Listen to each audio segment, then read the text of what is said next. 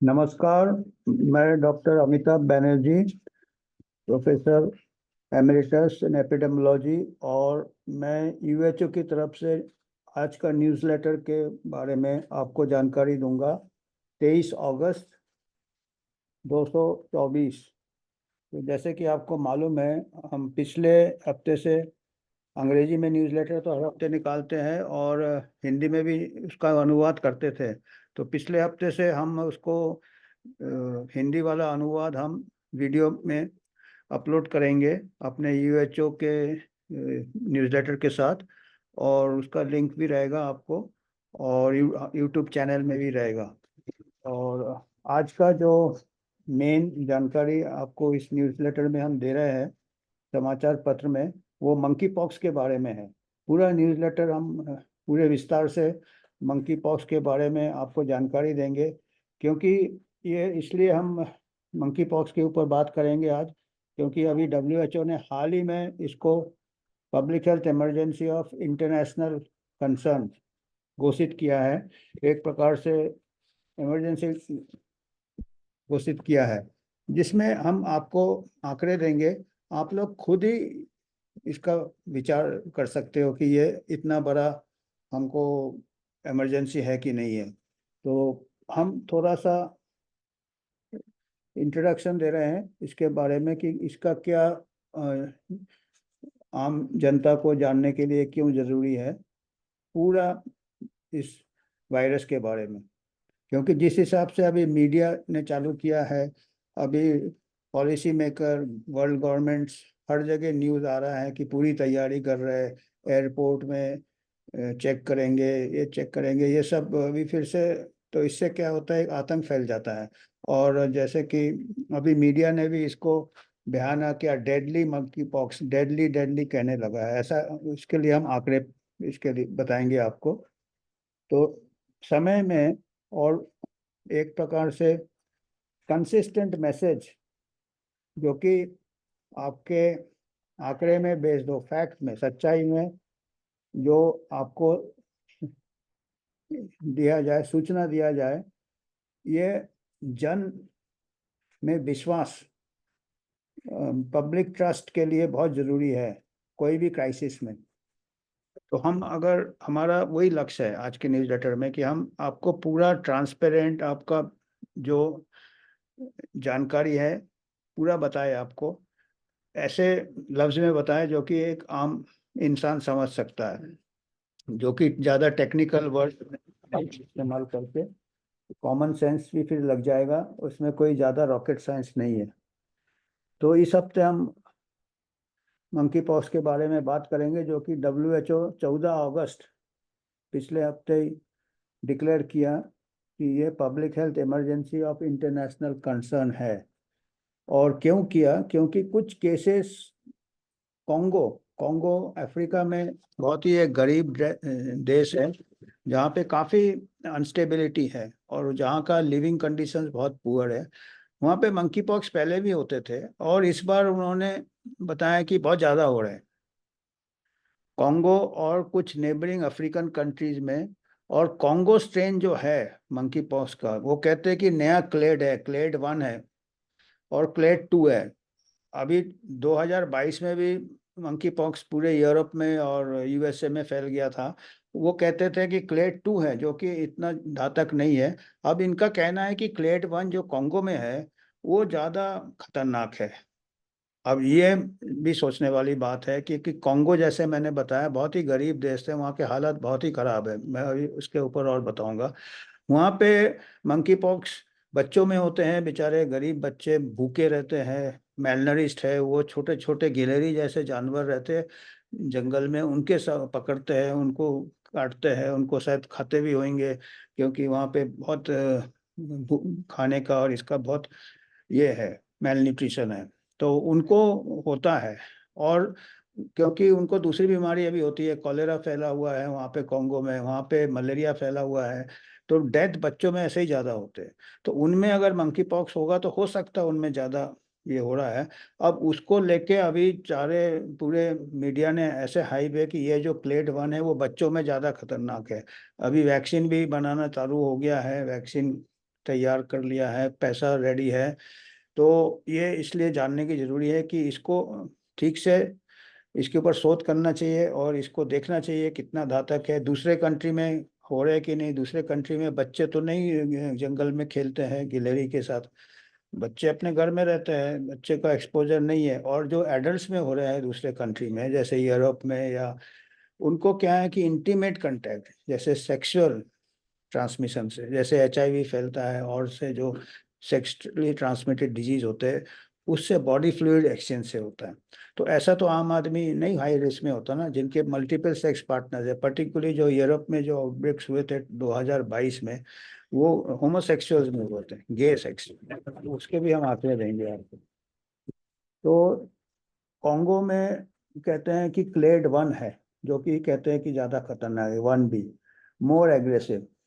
तो हमारा वही कहना है कि रिपोर्ट्स ऑफ करंट, और वो कहते हैं कांगो में बच्चों को हो रहा है, तो ये वाला ये अभी इनका ऐसे करके प्रोजेक्ट करते हैं कि दूसरे देश में भी शायद जाके बच्चों को ही पहले अटैक करेंगे। तो वो हमको उसके ऊपर थोड़ा आपत्ति है। Background country category of least developed country में आता है कॉन्गो है, दुनिया के सबसे गरीब लीस्ट डेवलप्ड कंट्री में आता है। और उसका जो रैंक है 179 आउट ऑफ 191 कंट्रीज है गरीबी में, माने बिल्कुल नीचे नीचे आता है गरीबी रेखा में देखा जाए। और कंट्री में कई सालों से, 30 साल से, 20 साल से, शायद उससे भी ज़्यादा पॉलिटिकल अनस्टेबिलिटी बहुत है, हमेशा अनस्टेबिलिटी है। इकोनॉमी पुअर है और कम 6 लाख रिफ्यूजीज है उस कंट्री के, जो अड़ोस पड़ोस के कंट्री में शरण लिए हुए है। वो कह रहे हैं कांगो में और आजू बाजू भी थोड़े मंकी पॉक्स केसेस हो रहे हैं, तो यहाँ से रिफ्यूजी पॉपुलेशन जाते हैं, वो बहुत बुरे कंडीशंस में रहते हैं। बहुत 2 मिलियन चिल्ड्रेन, 2 मिलियन बच्चे स्टार्व है, गरीब, खाने को नहीं है। और वुमेन एंड चिल्ड्रेन, बच्चे हंटिंग करते हैं छोटे छोटे जानवर, जैसे मैंने कहा। और ये मंकी पॉक्स का वायरस वो छोटे जानवरों में मिलते हैं, मंकी में नहीं मिलते हैं, बहुत कम मंकी में मिलते हैं। नाम इसका गलत ही है, मंकी में नहीं है। छोटे जो गिलेरी जैसे जानवर है और छोटे छोटे उस टाइप के कई वहाँ पे अफ्रीकन जंगल में मिलते हैं, जिसको कि प्रेरी डॉग कहते हैं। डॉग नहीं होता है, छोटा जानवर होता है। एलिफेंट शू कहते हैं, हाथी नहीं होता, एलिफेंट शू बड़ा सा रोडेंट जैसा होता है, गिलेरी जैसा। वो सब जानवरों में ये वायरस रहता है। और जो इसके कांटेक्ट में आते हैं, इसको काटते पीटते हैं, उनको ज्यादा खतरा है। जैसे मैंने कहा कि बच्चे वो हंट करते हैं उसको।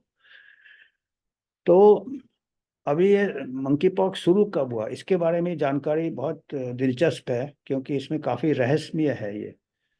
अ, तो ये तो अभी हम बाद में बताएंगे। इसके पहले अभी जो आउटब्रेक चल रहा है उसके बारे में और हम थोड़ा बताना चाहते हैं। कॉन्गो में अभी तक 14,000 केसेस हुए हैं और 500 करीब डेथ हुए हैं, 524। और उससे क्या फेटलिटी रेट हमको आता है कि 3.3% के ऊपर आता, 3.7%। तो अभी ये 3% को लेके अभी हम काफी डर फैल रहा है कि बच्चों में होता है और 3.7% होता है। पर वो हमको उसमें देखना पड़ेगा कि ये कॉन्गो में बच्चों में होता है, जहाँ की बच्चे ऐसे ही बेचारे मरते हैं, दूसरे स्टारवेशन से मर रहे हैं, दूसरे बीमार से मर रहे हैं, क्या इसी से मर रहे हैं, ये हमको देखना है।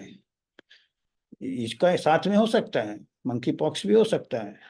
तो उनका जो बच्चे ऑलरेडी, एक जैसे अभी कोविड में क्या था, 80 साल के लोग मर रहे थे इटाली में, उसमें उन्होंने इन्फेक्शन फेटेलिटी रेट 5%, 10% करके मॉडल बना के डरा दिया। अभी ये कॉन्गो से चालू कर रहे हैं कि बच्चों में 3% है, तो पूरे दुनिया के बच्चों को अभी आप टीका लगा दो। वो ऐसा आने का खतरा हम सोच रहे हैं, अगर ये ठीक से आंकड़े ना पेश किया जाए तो। और ये भी आगे दिया है, देखिए वो रिपोर्ट है, 70% जो केस हो रहे हैं वो बच्चों में हो रहे हैं। पर वो कॉन्गो में हो रहे हैं ना, क्योंकि वो बच्चे खेलते हैं जंगल में। और 85% डेथ बच्चों में हो रहे हैं, वो भी कॉन्गो में हो रहे हैं। भाई कॉन्गो में बच्चों को होगा तभी उन्हीं में डेथ होगा, और बच्चे का हालत बहुत बुरा रहता है, मेल न्यूट्रिशन है और बीमारियां हैं। तो वो तो अभी ऐसे आंकड़े अगर इसको अगर हाइप करेंगे, तो आप ऐसे आप उसके बिगर दूसरे कंट्री में शोध किए हुए आप भाई नहीं, भाई पूरे दुनिया में बच्चे भाई बच्चे उधर है, उधर के वातावरण अलग है, सराउंडिंग अलग है। और डर कैसे फैला दिया हो कि एक स्वीडन में एक केस पाया गया, जो कि कॉन्गो का जो वेरिएंट है क्लेड 1b, उससे हुआ है। अब स्वीडन का आया है, वो आदमी ट्रैवल करके आया अफ्रीका से, उसमें पाया, और उसके बाद कोई केसेस नहीं हुआ स्वीडन में। वो एक डर फैला दिया कि अभी तो पूरे दुनिया में फैल जाएगा। दूसरा है कि पाकिस्तान में 4 केसेस हो गए। अब वो भी 4 लोग उसी कंट्री से आए हैं ट्रैवल वेवल करके। अब कैसे आए हैं, क्या है उनको, वो भी अभी तक कोई डेथ का रिपोर्ट तो है नहीं। एडल्ट है वो। All the cases countries have been history to endemic, travel history है, वहां गए। नो डेथ आउटसाइड अफ्रीका, कोई डेथ नहीं हुआ है। The media report of deadly small monkeypox, तो media already deadly and propaganda अगर करेंगे। प्रोपेगेंडा कैसे कर रहे हैं, आंकड़े अफ्रीका से ले रहे हैं और पूरा दुनिया को डरा रहे हैं। अभी हमको देखना है, हम ये नहीं कह रहे कि बिल्कुल नजरअंदाज कर दो, पर दूसरे कंट्री में पहले देखो कितने हो रहे हैं। एक केस पाकिस्तान में, 4 केस पाकिस्तान में, एक केस स्वीडन के। पाकिस्तान में और बीमारियां नहीं होती है क्या? टीबी नहीं होता? ये नहीं होता? रोज हमारे इंडिया में 1400 लोग टीबी से मर जाते, पाकिस्तान में भी बढ़ते होंगे 300-400 लोग रोज टीबी में, डेली। ये टीबी का आंकड़ा है।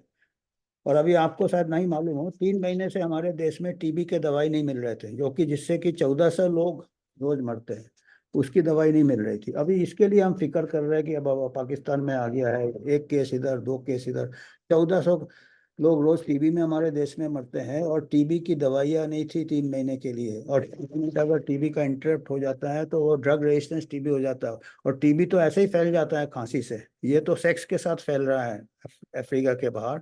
और अफ्रीका में आप जानवरों से खेल रहे हैं तब फैल रहा है। तो टीबी में ज्यादा खतरा है, या ये एक, इसके लिए अभी हम पब्लिक हेल्थ इमरजेंसी डिक्लेयर कर रहे हैं? आप लोग खुद सोचो, ये कॉमन सेंस है, इसमें कोई साइंटिस्ट की जरूरत नहीं है। तो दवाई बंद है 3 महीने के लिए, अब पैसा कितना इसमें लगा देते हैं। जो बीमारी अभी आया नहीं उसमें वैक्सीन में मिलियन मिलियन डॉलर इन्वेस्ट किए हुए हैं। टीबी में क्या दवाई 3 महीने बंद कैसे हो गए? सप्लाई गवर्नमेंट स्टॉक में, उसमें कोई देखता नहीं है कि उसमें दवाई के लिए मिलियन डोनर नहीं मिलते आपको टीबी की दवाई के लिए? इंटरप्ट नहीं होना चाहिए। डेंगू तो देख ही रहे हैं आप, कितना डेंगू वगैरह फैला हुआ है, कोई गिनता नहीं है उसके आंकड़े। उसमें भी बच्चे मरते हैं डेंगू में। चिल्ड्रन इन कॉन्गो, कॉन्गो के बच्चे और जो गरीब अफ्रीकन देश है, ज्यादा एक्सपोज होगा उनको वायरस को। एंड क्योंकि उनको मेल न्यूट्रिशन है, खाना नहीं मिलता है,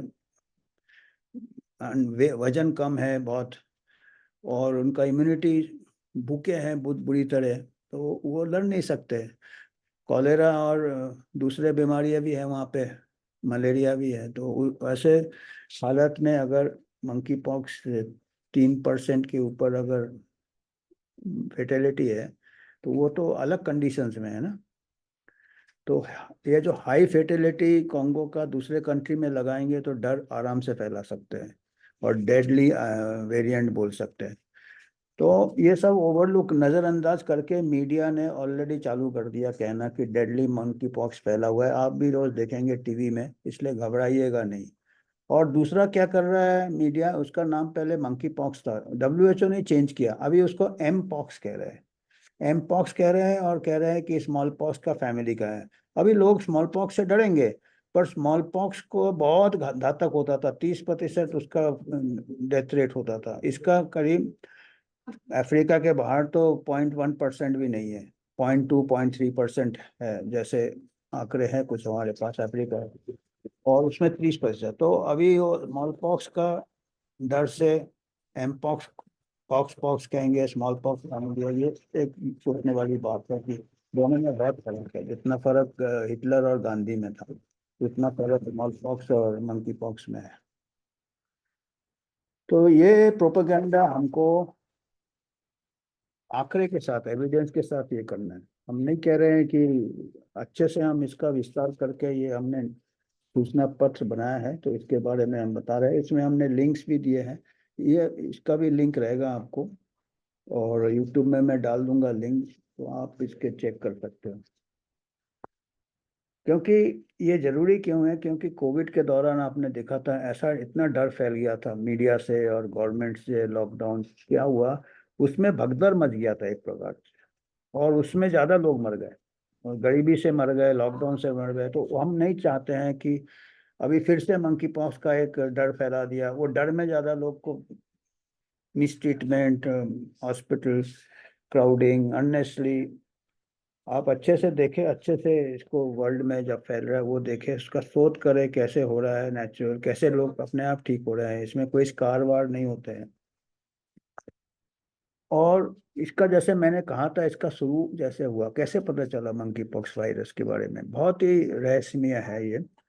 तो इसका जो शुरू है, ओरिजिन है, जैसे कि आपका वुहान में कोविड का पता नहीं चलता कहाँ से आया, इसका भी बहुत ही अजीब है, उससे भी ज्यादा मेरे को लगता है रहस्यमय है।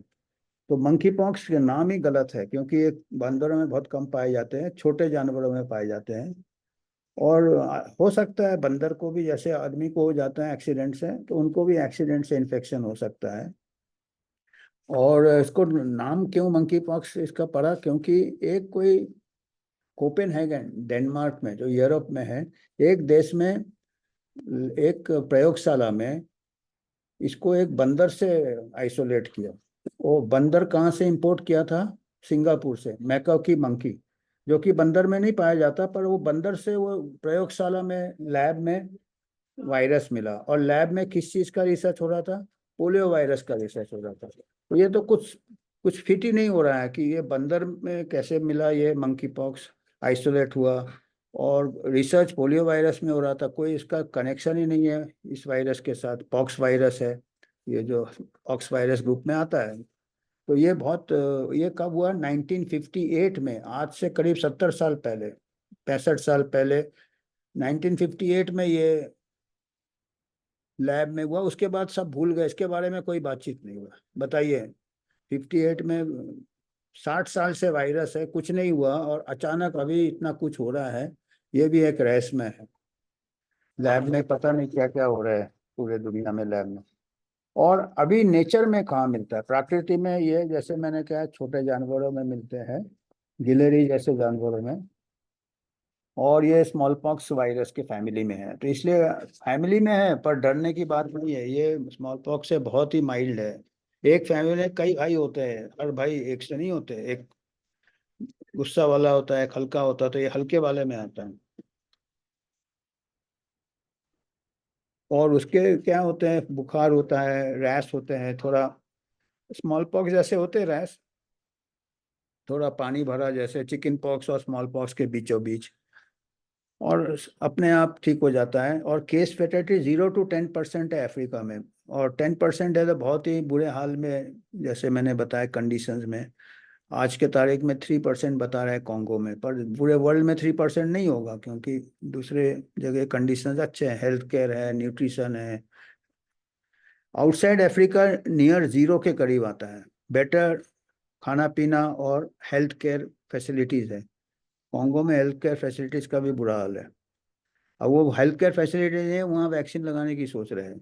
अभी कौन वैक्सीन लगाएगा, कौन उसका साइड इफेक्ट देखेगा? तो पैसे तो हेल्थ केयर बनाओ पहले।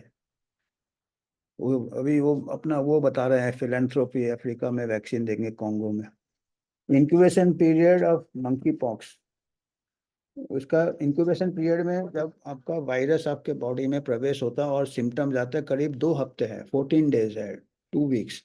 अब आदमी एयरपोर्ट में स्क्रीनिंग करके क्या फायदा, वो तो नॉर्मल दिखेगा, आके बाद में होगा 2 हफ्ते बाद। तो ये सब व्यर्थ की चीजें हैं अभी हमारे।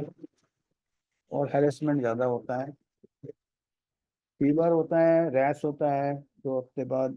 और आदमी से आदमी, बाई वेरी इंटीमेट कंटेक्ट, कहते हैं खांसी से बहुत कम चांस है होने का, थियोरेटिकली कहते हैं, पर इतना नहीं, क्योंकि इसका सेकेंडरी अटैक रेट 10% से कम है। यानी एक घर में हो गया तो 10 में से 1 को होगा। अगर एक इंसान को, एक फैमिली में होता है, फैमिली में 10 लोग हैं, तो एक वो पूरे 10 को नहीं फैलेगा। अगर वो इन्फेक्शियस होता है तो 8 लोगों को 10 में से फैल जाता है, 80% सेकेंडरी अटैक। इसमें 10%, मैंने एक 10 में से 1 को फैलाएगा, तो इसका मतलब बहुत वो फैलता नहीं है इतना, इसलिए मंकी पॉक्स। सेक्सुअल या बॉडी फ्लूइड कांटेक्ट में, या बेडिंग आप शेयर करो, बॉडी फ्लूइड सेक्सुअल ट्रांसमिशन से फैलता है। 3-4 हफ्ते में ठीक हो जाता है आदमी। हमारा डेंगू में भी 3-4 हफ्ते लग जाता है, जॉइंट पेन एंड काफी होता है, मेरे को हुआ था थोड़े दिन पहले। तो rashes heal without leaving any scar, कोई स्कार नहीं होता। और स्मॉल पॉक्स का 30% था फेटिलिटी रेट। स्मॉल पॉक्स 100 लोगों को होते थे, 30 मर जाते थे। इसमें अभी मर रहे हैं 100 में से 3 अफ्रीका में, वो भी बच्चे, जो कि बहुत बुरे हाल है उनका, जनरल हेल्थ बहुत का है। अभी अफ्रीका के बाहर तो 0.2% करीब है, वो भी HIV पेशेंट में। इसमें मैं उसके आंकड़े बताऊंगा आपको। इन अफ्रीका, अभी देखिए अभी क्या आगे का इतिहास क्या हुआ। 1958 में प्रयोगशाला में मिला, ये एक्सीडेंट से, पता नहीं कैसे मिला। उसके बाद कोई उसके बारे में कोई जानकारी नहीं है इतिहास में।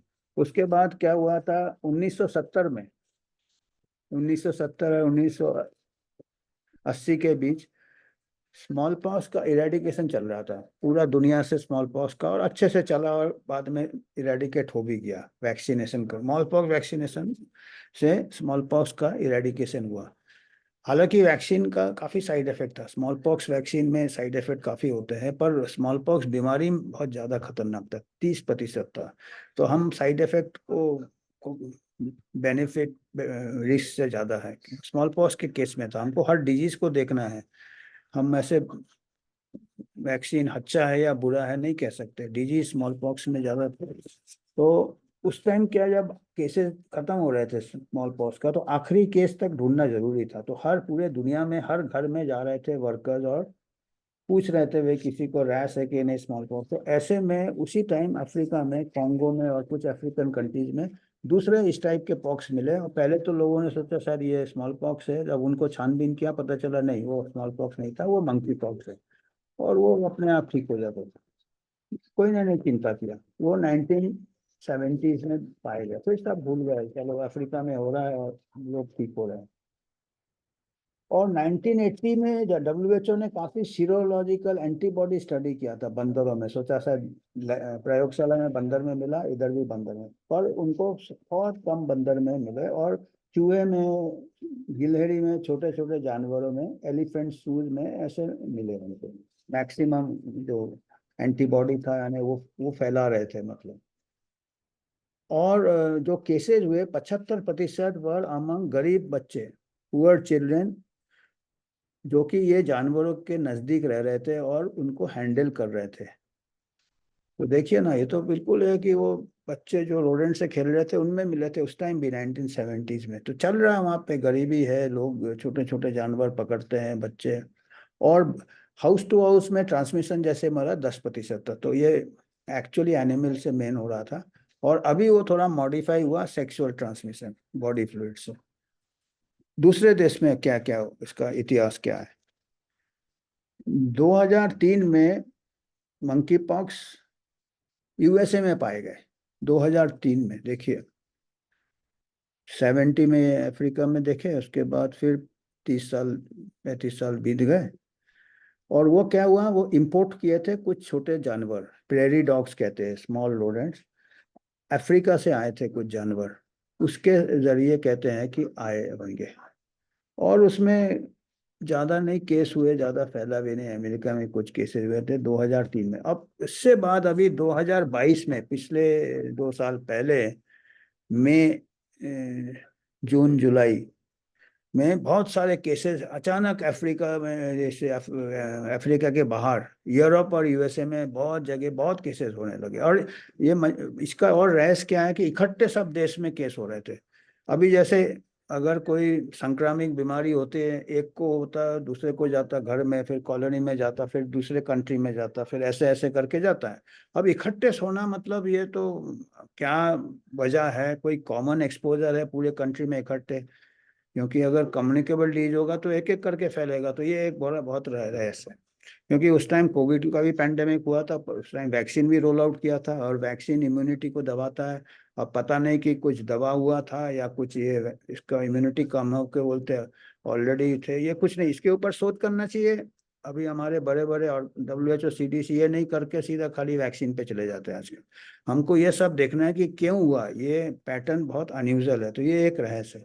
पहला रहस्य लैब में पाया गया जहाँ पे और कोई का रिसर्च हो रहा था। दूसरा है कि अचानक ये 2000 50 70 65 साल चुपचाप बैठा था, अचानक क्यों अभी इतने केसेस हुए। तो इसमें शोध है, अभी देखते हैं ये केसेस कैसे हुए और किन में हुए 2022 को। तो इसमें जब तक ये 2 साल के अंदर, 1-2 साल में टोटल 99,518, मतलब अप्रोक्सीमेटली 1 लाख केस हुए थे यूरोप और USA में, और कुछ और अफ्रीकन कंट्री में भी कुछ हुए थे। इंडिया में 30 केस हुए थे। इंडिया में 30 में से 2022 के बाद 30 में से एक भी डेथ नहीं हुआ। पता नहीं डेडली कहाँ से। तो 1 लाख में से 207 लोग मरे थे। तो उससे क्या आता है, केस फेटेलिटी रेट आता है 0.2%, 0.2%। और ये जैसे मैंने बताया, आगे आप आंकड़े देखेंगे, जिनको HIV था, ये था, दूसरी इम्यून, उनमें ज्यादा है। नॉर्मल में शायद 0 हो, वो भी बताएंगे आपको। तो मई 23 में WHO ने बोला कि अभी ठीक है, अभी मंकी पॉक्स का हम इट इज नो लॉन्गर, ये पिछले साल बोला, अब इस साल फिर चालू कर दिया अगस्त में। अच्छा, यूरोपियन कंट्री का डेटा क्या बताता है, 2022 में जो आउटब्रेक हुआ था कि मेजोरिटी 42% का उम्र 31 to 40 ईयर्स में था। अभी वो 31-40 बच्चे तो नहीं हुए थे, कहाँ बच्चे होंगे, बच्चे अफ्रीका में होते हैं इनफैक्ट। एंड 99.5% पुरुष थे, मेल्स। ओनली 10%, इनमें से खाली 10% को हॉस्पिटल भर्ती होने की जरूरत हुई। एंड 3%, ओनली 3 ने 1 लाख में से खाली 3 को, मतलब 0.04% को ICU एडमिशन जरूरत पड़ा। एंड 43% वर HIV पॉजिटिव, 43% को एड्स था, HIV। तो तकरीबन 99 मेल थे, आधे लोगों को एड था, 40 आधे से थोड़ा कम। एंड 50% आधे लोगों को दूसरी सेक्सुअली ट्रांसमिटेड डिजीज था, सिफिलिस, गोनोरिया, तरह तरह के और होते हैं। और खाली 0.33% हेल्थ केयर वर्कर्स थे जो अस्पताल में काम करते थे। तो मतलब हेल्थ केयर वर्कर इतना रिस्क में नहीं है। अगर ये बहुत ज्यादा फैलने वाला था, डरने वाला था, तो ये हेल्थ केयर वर्कर को डरना होना था, तो इतना नहीं फैलता है। UK का डेटा थोड़ा ज्यादा गहराई से है। वो कहते हैं कि 97% होमोसेक्सुअल वो having sex with men having sex with men, 54% sexually transmitted disease था। एंड 31.8 को 10 और 10 सेक्सुअल पार्टनर से ज्यादा था। अभी इतना कुछ अगर कुछ रिस्क ले तो फिर तो आम आदमी इतना रिस्क तो नहीं लेता है ना, जो हम इतना डेडली डेडली करके डरा रहे हैं, वैक्सीनेशन प्रमोट कर रहे हैं। मैंने प्रमोट अभी चालू नहीं किया है, पर तैयारी कर रहे हैं। तो ये एक कुछ फिगर्स है 2000। हालांकि अभी कह रहे हैं कि ये तो अपने आप फिर बंद हो गया क्योंकि ज्यादा फैला नहीं। तो अभी दूसरा एक है कि नहीं नहीं, अभी जो है वो कॉन्गो वाला ज्यादा खतरनाक है। पर जैसे मैंने बताया, कॉन्गो वाला कॉन्गो में खतरनाक होगा ना, क्योंकि वहाँ होस्ट फैक्टर्स भी देखिए ना, जिनको हो रहा है उनका भी अभी वायरस से थोड़ी बीमारी होता है, अपना बॉडी रेजिस्टेंस भी होता है। अभी एक कोई कंट्री है जहाँ का बॉडी रेजिस्टेंस ही बहुत कम है, जिनके पॉपुलेशन में गरीब है, भूखे हैं, दूसरी बीमारियां हैं, उनको आप थोड़ी उससे अपने हिसाब लगाएं कि वो ज्यादा खतरनाक है, क्योंकि कॉन्गो में वो वाला वेरिएंट पाए जाते हैं। अब वो वेरिएंट कुछ बाहर निकल गया, अभी देखिए बाहर कैसे काम कर रहा है वो वायरस। हो सकता है बाहर जहाँ पे हेल्दी पॉपुलेशन में कुछ नहीं करे शायद, अभी तक तो ऐसा कुछ दिख नहीं रहा है। तो पहले से इतना डराने का क्या जरूरत। और जैसे मैंने बताया, ये बहुत रेस में इकट्ठे सब कंट्रीज में कैसे हुए, एक से एक दूसरे कंट्री में जाते हैं। अब इसके ऊपर हम क्या क्या प्रिवेंशन कर सकते हैं इसके बारे में। ये बच्चों में कॉमन है, और जो बाहर है ये सेक्सुअली ट्रांसमिटेड बहुत इंटीमेट कंटेक्ट से हो रहा है। तो हमारे पॉलिसी मेकर्स को क्या करना चाहिए, कंडोम यूज प्रमोट करना चाहिए, सेफ सेक्स प्रमोट करना चाहिए, और लोगों को करेक्ट इन्फॉर्मेशन देना चाहिए जिससे डरे नहीं। सेल्फ लिमिटिंग डिजीज है, जीरो मोर्टालिटी है, हेल्दी में जीरो मोर्टालिटी है इसका तकरीबन। जो 0.2% अफ्रीका के बाहर है वो HIV पेशेंट्स, ये दूसरी कई बीमारियां हैं, 10-10 सेक्स पार्टनर्स लेके घूम रहे लोग। तो अभी WHO CDC आज के तारीख में क्या कहता है, कहता कुछ है पर वो मीडिया उसको थोड़ा डिस्टॉर्ट कर देता है। वो कहता है कि अभी दो ही चीज कहता है कि वायरस है, नया वेरिएंट है, और वैक्सीन की तैयारी कर रहा है। बीच में कोई शोध के बारे में बात करे ना, कैसे फैल रहा है, कैसे हो रहा है, इनका होस्ट फैक्टर्स क्या है, वो भी है। खाली रिसर्च थोड़ी है, वायरस निकाला नया, उसमें जीनोमिक सर्वेलेंस किया, नया स्ट्रेन है, और एक तरफ वैक्सीन, और बीच में पूरा गैप। तो अभी जो मीडिया हाइप क्या कहता है, वैक्सीन मैन्युफैक्चरर चले गए अपने काम में वैक्सीन बनाने में। तो WHO पोजीशन स्मॉल पॉक्स में क्या है कि अभी आज के तारीख में वैक्सीन खाली हेल्थ केयर वर्कर को देना चाहिए, और जो लोग होमोसेक्सुअल्स है उनको देना चाहिए, मल्टीपल सेक्स पार्टनर जिनको है वो देना चाहिए, और सेक्स वर्कर्स को देना चाहिए वो वैक्सीन। यह नहीं कह रहा है कि ये सब काम बंद कर दे, सेफ सेक्स करे, वो दे रहे हैं कि ठीक है हम वैक्सीन चालू तो कर दो, वैक्सीन कम से कम, फिर स्केल अप करेंगे उसको। तो ये बात खुशी की है कि अभी तक मास वैक्सीनेशन WHO ने नहीं बताया। पर मीडिया क्या कहता है, एक हेडलाइन मैंने इसका लिंक दिया है, कहता है कि vaccine vaccine to combat monkeypox is taking, headlines include vaccine to combat. तो हेडलाइन कहता है वैक्सीन, WHO वैक्सीन के बारे में बात किया है जिससे कि तो वो थोड़ा सा डिस्टॉर्ट कर देते हैं WHO। और ऐसे CDC ने भी नहीं कहा है कि सबको वैक्सीन लगाओ। आज के तारीख में CDC, centre for disease control America जो है, उसको हम कॉपी करते हैं। हमारा CDC भी है दिल्ली में, पर हम अमेरिका जो वेस्ट में जो है वो यहाँ कॉपी हो जाता है। कंट्राडिक्टिंग द डब्ल्यू, फिर एक तरफ तो देखिए WHO भी दो तरफ की बातें कर रहा है। एक तरफ उसने कहा कि मास वैक्सीनेशन की जरूरत नहीं है, दूसरी तरफ अभी WHO का एक स्टेटमेंट है, उसका लिंक में दिया हम, कि हमको vaccine manufacturers to scale up vaccine production. WHO vaccine manufacture कह रहा है कि अब वैक्सीन तैयार करना चालू कर दो, so that we have many many many more vaccine. हमको बहुत बहुत वैक्सीन होना चाहिए। और CDC गाइडलाइन भी कहता है कि, पर उसको न्यूज वीक हेडलाइन क्या कहता है कि vaccine is a major tool smallpox threat के लिए। तो एक तरफ तो कह रहे हैं कि ठीक है अभी खाली हाई रिस्क ग्रुप को दो, जो कि ठीक है, तो वैक्सीन, पर अभी many many many vaccine manufacture, अभी जो वैक्सीन का शेयर बढ़ गया है, स्टॉक्स ये सब स्टेटमेंट जैसे दे रहे हैं। डैनिश बायोटेक, बवारिया नॉर्डिक कोई वैक्सीन मैन्युफैक्चर है, उसका 50% जंप हो गया उसका स्टॉक वैल्यू, शेयर्स का वैल्यू। और ग्लोबल वैक्सीन ग्रुप जो है गावी, जो कि गेट्स फाउंडेशन जिसके पीछे उसको स्पॉन्सर करता है, उसने $500 मिलियन मंकी पॉक्स वैक्सीन के लिए अलग से रखा है। वो कहता है कि वो पैसे से वो कॉन्गो में वैक्सीन बांटेगा। कॉन्गो में खाना पीना, standard of living, health care बांटना ज़्यादा जरूरी है, जिसमें कि सब बीमारियां ठीक होगा, या एक एक करके आप वैक्सीन बांटोगे, ये भी सोचने वाली बात है। और वो पैसा कैसे है, कोविड के फंड से बचा था, कोविड-19 को हर गवर्नमेंट ने कंट्रीब्यूट किया है, अपना ही टैक्स पेयर पैसा ही है ये, वो बच के अभी उसको उसमें लगाएंगे अभी। और ड्रग डेवलपर्स पूरे दुनिया भर के जो वैक्सीन डेवलपर है वो कहते हैं हम 2024 में 3 मिलियन डोज वैक्सीन हम तैयार करेंगे, और 10 मिलियन डोज हम 2025 तक तैयार करेंगे। और टारगेट ग्रुप वैक्सीन देने के लिए बच्चे और रहेंगे, छोटे बच्चे और एडोलेसेंस, 17-18 साल से लेकर छोटे बच्चे को हम टारगेट करेंगे, क्योंकि वो कॉन्गो में वो उसको डेटा लेके अब इधर फैला रहे हैं।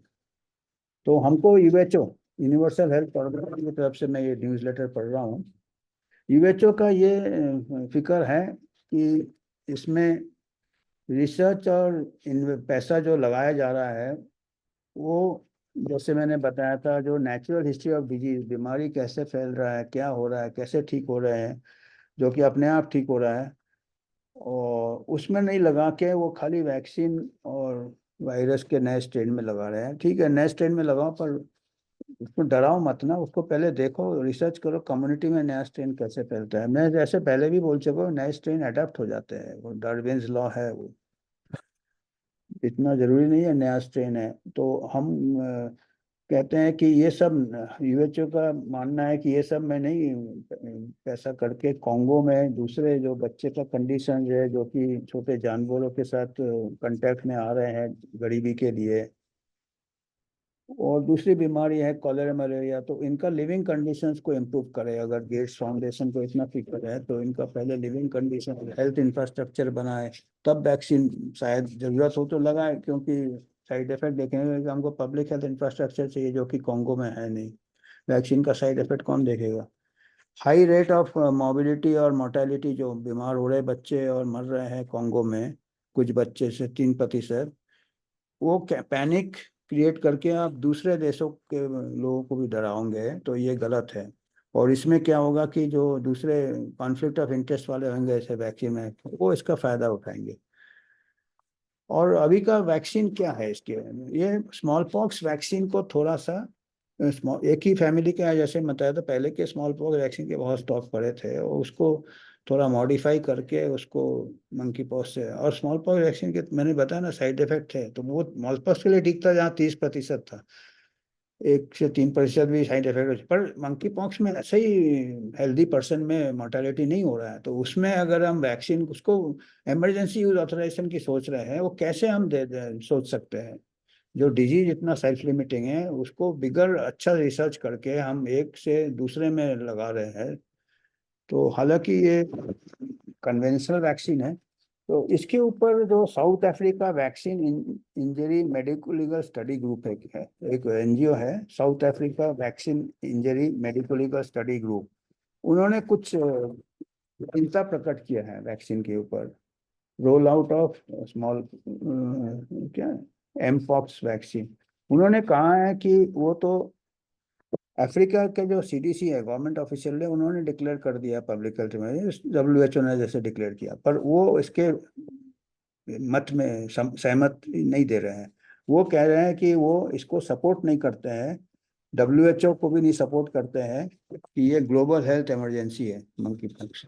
साउथ अफ्रीका वाले कहते हैं, साउथ अफ्रीका का एक ग्रुप है जो वैक्सीन इंजरी ग्रुप है, और वो कहते हैं कि इसको अच्छी तरह हमको मालूम है कि मंकी पॉक्स जो है ये सेल्फ लिमिटिंग कंडीशन है, अपने आप ठीक हो जाता है।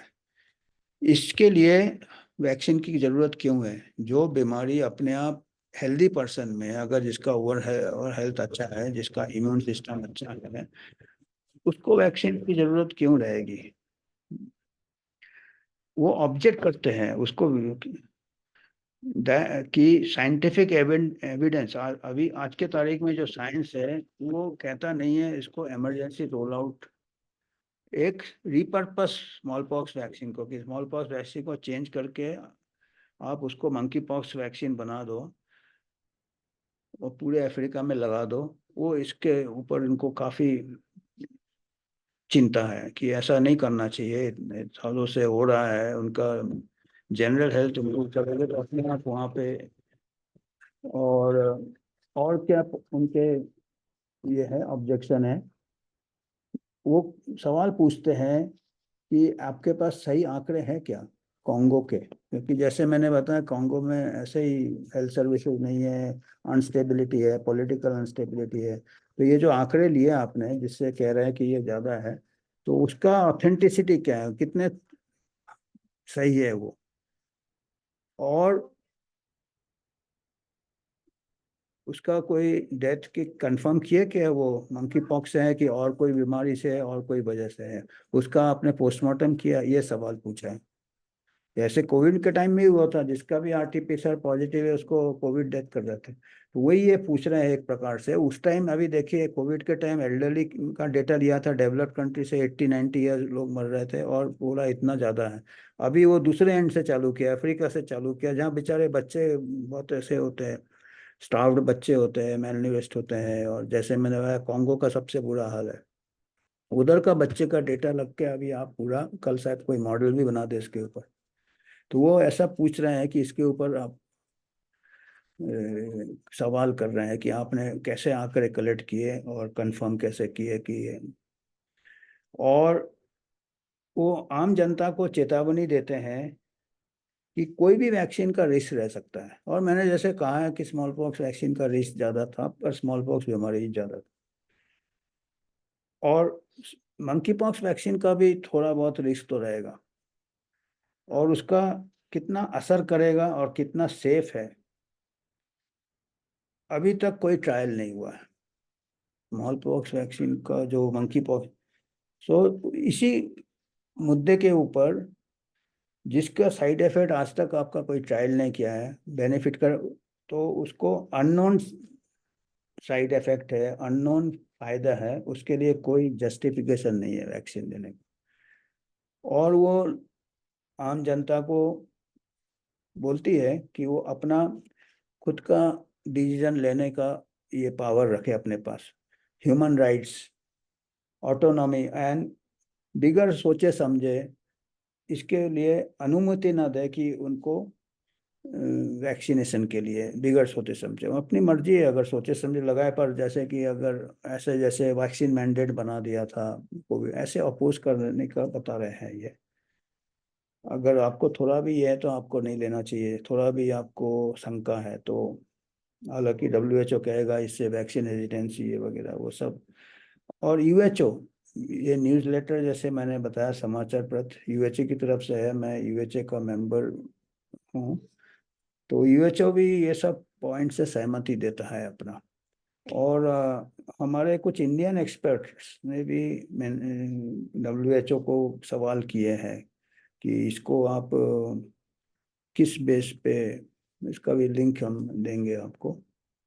तो आखिरी में कंक्लूजन में हम यह कहते हैं कि हम पूरा घूम फिर के उसी जगह आ गए हैं। एडवर्ड जेनर आज से 200 साल पहले, शायद 17 कुछ 87 में कब बनाया था उसने, देखा था कि जो मिल्कमेड होते हैं, जो दूध निकालते हैं जो औरतें, उनको काउपॉक्स होता था। Cowpox, small pox, monkey pox, जो मंकी पॉक्स और काउपॉक्स ये बहुत हल्की बीमारियां हैं, स्मॉल पॉक्स फैमिली का ही है। तो जिनको पॉक्स हो जाते थे, जिसको कि हम काउ पॉक्स कहते हैं, जो दूध ढोते थे, उनको स्मॉल पॉक्स नहीं होता था। तो उसने लगाया कि हो सकता है इससे अगर हम कुछ फ्लूइड निकाल के किसी को लगाए तो उससे शायद क्रॉस प्रोटेक्शन मिलेगा।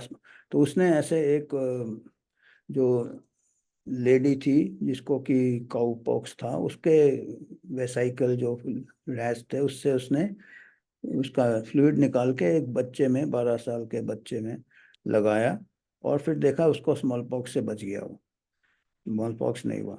तो उसने इसको एक हल्की बीमारी का लेके बड़ी बीमारी से बचाया स्मॉल। अब वो हमने वही है इस समाचार पत्र में लिखा कि अभी एडवर्ड जेनर ऊपर से देख रहा होगा तो ये सोच रहा होगा कि क्या दुनिया कहाँ से कहाँ आ गई है। उसने एक हल्की बीमारी का फ्लूइड निकाल के बड़ी बीमारी बचाए। अभी आप स्मॉल पॉक्स वैक्सीन को मंकी पॉक्स बचाने के लिए उसको आप थोड़ा चेंज कर रहे हो, तो वो कहेगा कि कितना अभी कमजोर हो गया है इंसान की, अभी उसको स्मॉल पॉक्स वैक्सीन को चेंज करके लगा रहा है।